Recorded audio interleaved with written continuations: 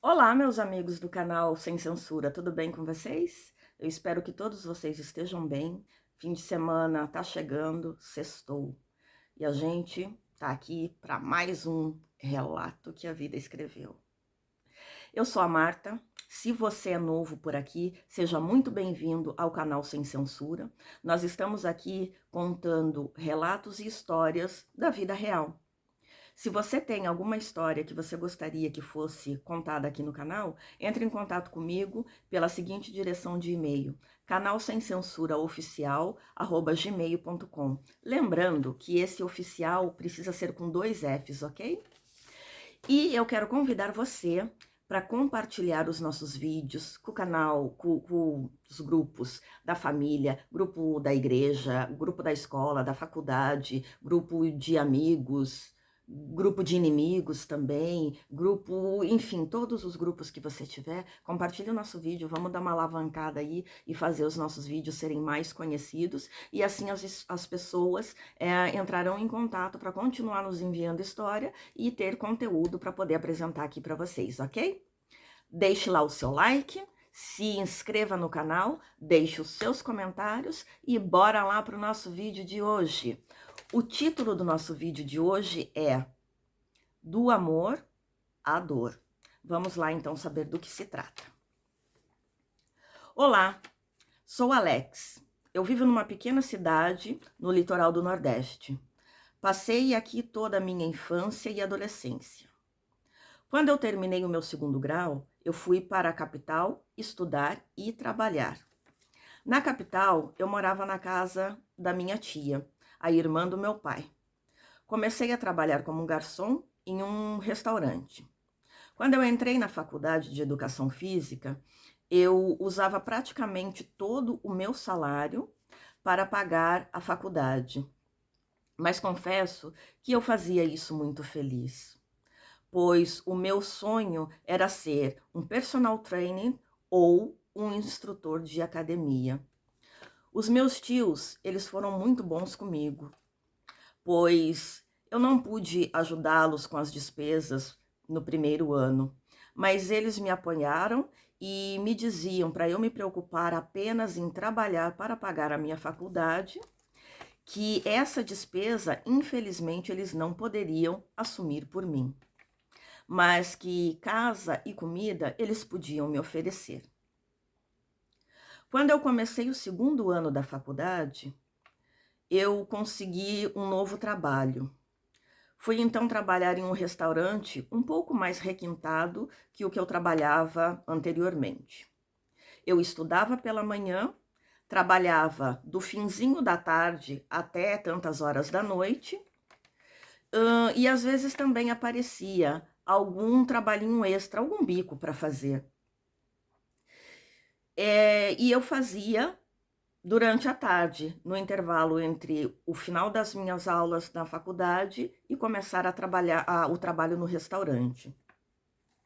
Esses bicos, eles poderiam ser de digitação, divulgação de produtos na internet, qualquer coisa que aparecia eu estava pegando.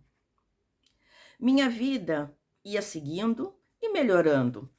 Pouco a pouco eu estava conseguindo os objetivos que eu estava planejando para a minha vida. Nessa altura, eu já contribuía em casa e também ajudava os meus tios com tudo o que eu podia. Eu lavava carro, lavava calçada e tudo mais que fosse preciso. Eu queria demonstrar a eles que eu estava agradecido pela ajuda deles. Os meus tios, eles eram um casal de meia idade e eles não tinham filhos. Sabe, era muito bom estar na companhia deles. Nós 3 nos dávamos muito bem. No meu último ano na faculdade, eu conheci Beatriz, uma personal da academia onde eu havia começado a fazer um estágio. Ela foi responsável por me apresentar o local e também por me familiarizar com todos os aparelhos e com todos os funcionários. Beatriz era pequena, mas muito bonita. Creio que ela tinha mais ou menos uns 60 de altura, uns 50 e poucos ou 60 quilos. Corpo bem trabalhado e uma delicadeza que era única, somente dela. Ela sempre conversava comigo, procurava saber se eu estava bem, se eu precisava de ajuda. Nós dois acabamos nos aproximando muito e nos tornamos bons amigos. Quando eu estava quase terminando o meu estágio, ela me disse: Alex, quando você se forma? Eu respondi, e ela disse: você quer trabalhar aqui quando você se formar? Eu respondi então: se eles estiverem contratando, eu me candidatarei à vaga, porque eu gostaria sim de continuar aqui. E então ela me respondeu: você é um bom profissional, sabe orientar, sabe exatamente o que você está fazendo. É simpático e também é muito dinâmico. E é de profissionais assim que nós precisamos. Então, quando você se formar e estiver com toda a sua documentação em dia, com tudo regularizado, me procure que nós contrataremos você. Eu disse a ela: como assim? Como você pode me dar tanta certeza disso? Ela rindo falou: eu acho que você não sabe, mas meu pai é um dos donos dessa academia. Nossa, naquele momento eu fiquei surpreso, não imaginava aquilo. E com um sorriso eu disse: ok, chefinha, eu vou procurar você sim, assim que eu me formar e estiver com tudo ok. Ela jogou em mim uma toalha que ela tinha nas mãos e disse: seu bobo, para com isso. Eu sou uma funcionária como outro funcionário qualquer. Essa era a Bia, simples, uma pessoa fácil de lidar, uma amiga maravilhosa e uma companhia super agradável. Eu adorava estar perto dela. Nós dois fazíamos muita coisa juntos. Saíamos para passear, ir à praia, barzinhos, baladas, enfim. Tudo como amigos. Mas eu confesso que eu já estava sentindo ali alguma coisinha a mais. Eu estava gostando dela. Mas eu tinha medo de me declarar e levar um não. E ainda por cima, acabar estragando aquela amizade tão bonita que nós tínhamos. Então eu me formei, realmente fui contratado pela academia. Na verdade, eles tinham 4 academias pela cidade e eu acabei trabalhando nas 4. Eu estava muito feliz e me sentia realizado profissionalmente. Um determinado dia, os meus tios eles fizeram um churrasco e eu convidei a Bia e ela acabou aceitando. Ela e minha tia se deram muito bem já desde o princípio, desde que se viram. Elas estavam juntas na cozinha conversando e preparando alguns acompanhamentos, e só era possível escutar as risadas delas. Foi um dia divertido. Estavam lá também outros 2 casais, amigos dos meus tios. A farra foi muito boa naquele dia. No final do dia, todos foram embora e eu levei Bia para casa. Quando eu voltei para casa, a minha tia, ela não parava de elogiar a Bia, de dizer o quanto ela era bonita, o quanto ela era querida e simpática e biriri bororó. Ela me perguntou também o que eu estava pensando da minha vida, que eu não namorava com a Bia. Que ela faria muito gosto e sabia que os meus pais ficariam muito felizes e fariam gosto também. Então eu dei uma risadinha meio sem graça, seguida de um suspiro e disse: tia, eu adoraria ser o namorado dela. Minha tia disse: então toma atitude, antes que outro faça isso no seu lugar. Durante aquela semana, no meio de uma das nossas conversas, eu disse a Bia: sabe, Bia, nós nos damos tão bem, nós poderíamos até ser namorados. Ela riu e disse: é verdade, mas acho melhor não. A nossa amizade é tão boa que eu não arriscaria estragá-la de maneira nenhuma. Eu respeitei suas palavras e me calei. E a vida continuou seguindo. Acabamos evoluindo um pouco mais em nossa amizade, a ponto dela frequentar a minha casa e eu frequentar a casa dela também. Sempre que podíamos, estávamos juntos. Nessa altura toda, já haviam se passado 3 anos de amizade e eu seguia amando Beatriz. Uma noite, eu tive um sonho horrível. Eu acordei com taquicardia, todo suado. No meu sonho, a Bia estava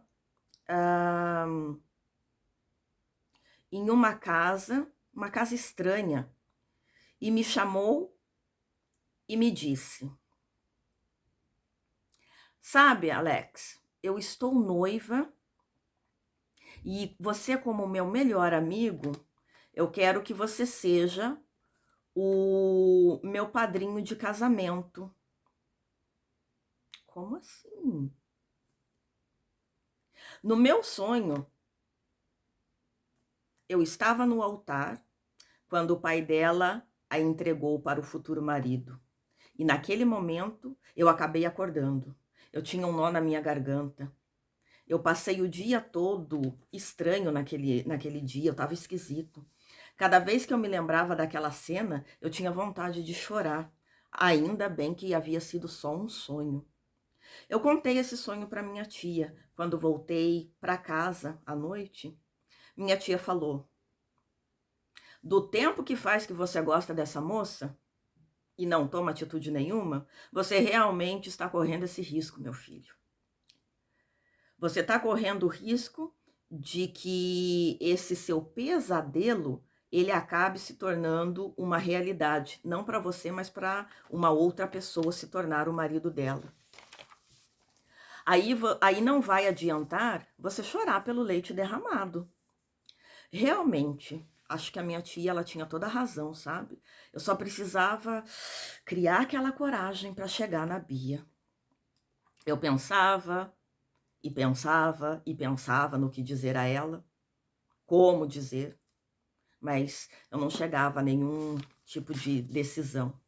Até que 3 dias depois, eu chamei ela para ir a uma sorveteria comigo logo depois do trabalho.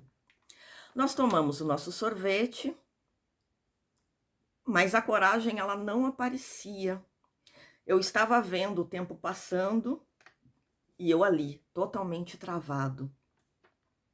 Nós saímos da sorveteria e eu sugeri um passeio pela areia da praia. Ela então aceitou. Conversa vai, conversa vem. Ela falou: Alex, vamos voltar. Eu preciso ir para casa. Eu tenho algumas coisas para fazer. Nesse momento, movido pelo impulso, eu segurei a mão da Bia e eu disse para ela: Bia, eu preciso falar com você. Ela riu daquele jeitinho todo lindo dela, me dizendo: Alex, para com isso, vai. Você é muito engraçado, menino. Faz horas que nós estamos juntos e conversando, e agora você vem me dizer que você precisa falar comigo? Desembucha logo, vai. Então, eu me concentrei e disse: Bia, eu estou apaixonado por você. E eu quero namorar com você. Você aceitaria namorar comigo? Você quer ser a minha namorada e futura esposa? Ela tímida me disse: Alex, eu gosto muito de você. Gosto tanto que desde que eu te conheço, eu nunca tive ninguém, porque mesmo sem ser sua namorada, você me basta. Nós nos damos tão bem como amigos que eu tenho medo. Você sabe disso, eu já te falei outras vezes. Nesse momento eu disse a ela: Bia, tem 3 anos que eu amo você. 3 anos. aceita namorar comigo? Me dá essa chance para nós. Eu te amo. Ela fechou os olhos, balançou a cabeça em sinal de positivo. Sim, ela disse que sim, não em palavras, mas em gesto. Eu abracei ela pela cintura e pela primeira vez eu a beijei. O meu coração estava acelerado. Eu estava me sentindo como uma criança pequena quando ganha o seu melhor presente. Eu gritei. Ela disse sim. Ela disse sim! Uma galerinha de uns adolescentes que estavam lá pela praia, eles começaram a aplaudir e começaram a assoviar e a gritar: parabéns, parabéns! Eu já não cabia mais em mim. Eu estava numa alegria que eu não tenho nem como explicar. A minha família se alegrou muito e a dela também. Nós namoramos por 6 meses e nos casamos. Afinal, nós já nos conhecíamos. Então, 6 meses foi o suficiente. Eu precisava casar com aquela mulher. Foi uma cerimônia pequena e simples. Bia não é esse tipo de mulher espalhafatosa que quer tudo e um pouco mais. Ela não queria nada pomposo demais. A nossa vida estava ótima. Estávamos casados e felizes. E para aumentar a nossa felicidade, com 2 meses de casado, Bia engravidou. Ah, meu Deus! Meu nome era Alex e o meu sobrenome, Felicidade. Nosso filho nasceu, Guilhermo. Um bebê lindo e muito parecido com a mãe. Por isso que ele era lindo, né? Porque se parecia a mãe. Guilhermo estava com 28 dias quando Bia me pediu para cuidar dele por mais ou menos umas 2 horas, que ela queria sair, queria ir até o salão para poder fazer as unhas. É claro que eu disse a ela que sim, né? Ela me passou ali todas as orientações e saiu. O salão era mais ou menos uns 5 minutos da nossa casa a pé. Depois de mais ou menos uns 10 minutos que ela havia saído, eu estava lá. O Guilherme estava no meu colo, Guilhermo, perdão, ele estava no meu colo e eu escutei uns barulhos lá na rua, um burburido, umas coisas assim. E acabei colocando o bebê no bebê conforto e fui até o portão para dar uma espiada, ver o que é que estava acontecendo, né? Do que era todo aquele ruído. E eu olhei lá na frente, na outra esquina, e vi uma movimentação e um carro de polícia também. Eu ouvi as sirenes de ambulância e demorou tipo 30 segundos para a ambulância passar, mas eu não estava conseguindo entender o que é que estava acontecendo. Quando a ambulância chegou, eu vi que uma moradora ali da rua, ela começou a vir para a direção de onde eu estava, ali do portão da minha casa, ela vinha correndo. Quando ela chegou mais ou menos no meio do caminho entre o que havia acontecido e a minha casa, continuava correndo e ela começou a gritar: é a sua mulher, é a sua mulher, é a sua mulher. E eu falei para ela: o quê? Como que é minha mulher? O que aconteceu? E a senhora se aproximou do meu portão, totalmente ofegante, por estar ali correndo, e ela me disse: a sua esposa foi atropelada, ela está lá, caída no chão. Eu saí correndo, entrei dentro de casa, peguei meu filho no colo e saí rua fora. Quando eu cheguei até o local, eu me aproximei um pouco e um policial acabou me barrando, mas eu consegui ver os paramédicos colocando o colar cervical nela e eu gritei: Bia! Comecei a empurrar e a falar: ela é minha esposa, me deixem passar. Então eles me deixaram passar e o paramédico disse: levaremos ela para o hospital mais próximo, tal hospital. Você vem conosco? Com uma mão segurando o meu filho, um braço segurando o meu filho e a outra mão na cabeça, eu disse que não, que eu ia no meu carro, pois eu estava sozinho com um bebê e precisava colocá-lo no bebê conforto. Eu voltei para casa correndo, coloquei Guilhermo na cadeirinha dele, coloquei a cadeirinha dentro do carro e saí voando para o hospital. Eu mal conseguia enxergar o caminho que eu estava fazendo, de tanto que eu chorava. Quando eu cheguei no hospital, eu fui procurar lá no balcão orientações, né? Dei o nome dela, etc. de tal, para saber aonde ela estava. Me orientaram para onde eu deveria ir. Chegando no local indicado, fiquei ali esperando, agoniado com o meu filho nos braços. Não demorou muito tempo, um médico saiu e veio até mim. E ele disse: você é o esposo de... Eu não deixei nem ele terminar. Eu falei que sim, que eu era esposo de Beatriz fulana de tal. E já fui falando tudo que... perguntando para ele o que tinha acontecido. Eu estava muito nervoso, eu estava agoniada, eu estava chorando. E então o médico prosseguiu: eu sinto muito. Você precisa se acalmar. A notícia que eu tenho para te dar, ela não é muito boa. Nós fizemos todo o possível durante o caminho. Ela acabou tendo uma parada. Foi reanimada. Logo que chegou aqui, ela teve uma outra parada. E nós não conseguimos reanimá-la. Eu implorei para aquele médico, segurando aqui no colarinho dele, para que ele me dissesse que tudo aquilo era mentira. Fiquei sem chão. Eu fiquei não sei quanto tempo ali com o meu filho, andando de um lado para o outro e chorando. Um dia depois do enterro de Beatriz, eu me mudei com o meu filho para a pequena cidade onde os meus pais moravam. Minha mãe, ela tem me ajudado muito com Guilhermo. Hoje ele já tem 3 anos. Beatriz, ela foi atropelada por um motorista que dirigia embriagado.